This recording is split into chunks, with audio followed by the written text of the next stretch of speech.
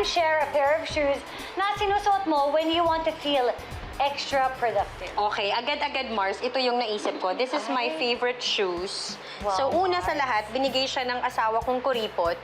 Nabihira akong bigyan. So doon pa lang Mars, love na love ko na to. Okay. Pangalawa, wala siyang sintas, Mars.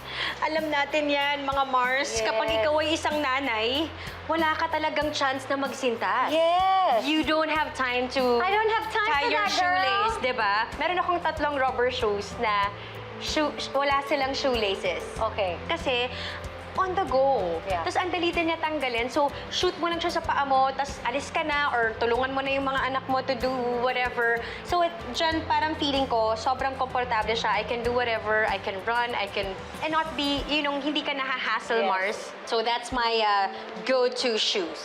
Okay, I love those pair of shoes, Mars. In fairness kay VJ, ha? Yeah, at siya din yung pumili nun, siya kasi sinurprise niya ako. Kaya medyo na-stress ako na ano kayang sapatos yung bibili